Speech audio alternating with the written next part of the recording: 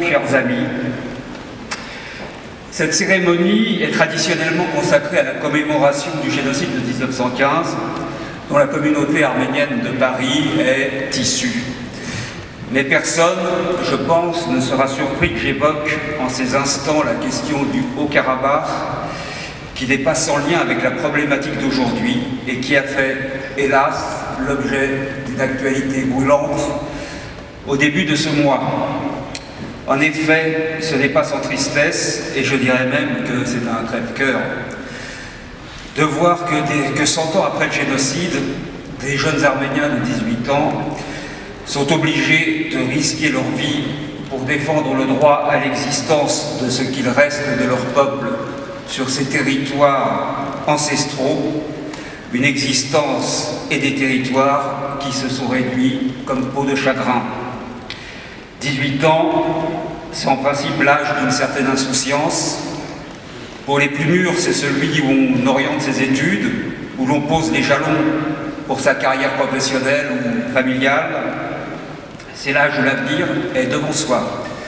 Mais pour les Arméniens, ça demeure, 100 ans après le génocide, l'âge de la peur au ventre, face aux missiles qui explosent dans les tranchées boueuses, aux bombardements qui tuent, aux obus et aux éclats de but inutiles. Le 2 avril dernier, les forces turco-azerbaïdjanaises ont tenté un double assaut contre le Haut-Karabakh, déclenchant en effet ce qu'on a appelé, Madame la maire, la guerre des 4 jours. Le bilan s'est soldé par la mort d'au moins 92 Arméniens, selon les estimations les plus optimistes, auxquelles s'ajoutent des centaines de blessés. Mais même si ces jeunes ont tenu, même si ces jeunes ont résisté et ont repoussé ces attaques lancées avec un armement lourd, rien n'est bien sûr réglé, ni pour le Haut-Karabakh, ni pour la sécurité d'Arménie, ni pour la paix dans la région. Au début du conflit, la demande du Haut-Karabakh d'exercer son droit à l'autodétermination a déclenché, on s'en souvient, l'ire de la dictature azerbaïdjanaise qui s'est immédiatement traduite par une série de massacres. Andrei Sakharov, prix Nobel de la paix, avait alors déclaré que pour l'Azerbaïdjan, la question du Haut-Karabakh est une question d'ambition nationale et que pour les Arméniens du Karabakh, c'est une question de vie ou de mort. Ce résumé de la situation est plus que jamais d'actualité. 100 ans après le génocide que nous commémorons, le droit des Arméniens à l'existence sur leur terre est toujours menacé. Et comment pourrait-il en être autrement dès lors que le civique traité de Lausanne a délivré aux responsables de l'entreprise d'extermination un solde de tout compte, permettant ainsi l'installation d'une culture de l'impunité, doublée de ce fameux négationnisme d'État sur lequel ces responsables se sont structurés.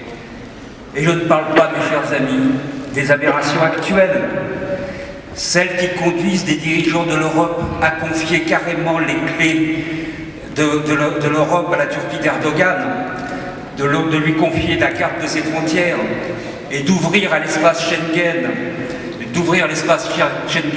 à ses 80 millions de ressortissants dans un troc honteux entre réfugiés de deuxième classe, traités comme du bétail, et de pseudo-touristes de première classe d'un État dont on connaît les positions pour le moins ambiguës avec les organisations djihadistes.